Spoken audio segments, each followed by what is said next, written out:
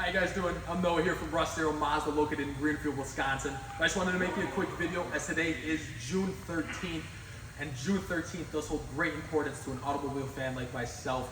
Over 125 years ago today, Emil Laforsola crossed the finish line of what is widely recognized as the first automobile race in history.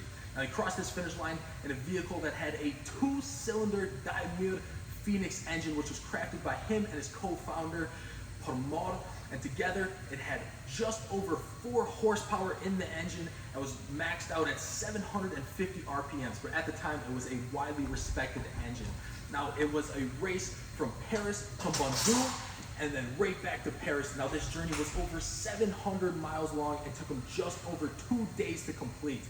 But he finished the race at an average speed of 15 miles an hour, which at the time was extremely impressive, which helped pioneer the road for future racing, which the next step was going to be the Grand Prix motor racing vehicles, which after that translated into Formula One racing, which is widely loved and respected to this day. Now you can see here the vehicle is beautiful. This is a Mazda 3 Turbo Premium, and I pulled this up because I feel it has a lot of features that Laforsola helped craft himself. Now you can see the vehicle has a very wide stance.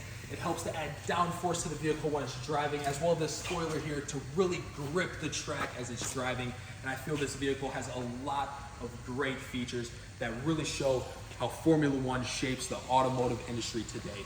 But once again, my name is Noah White, guys. If you have any questions, 414-329-5800 is a great number. But nonetheless, hopefully I'll be seeing you guys on the lot.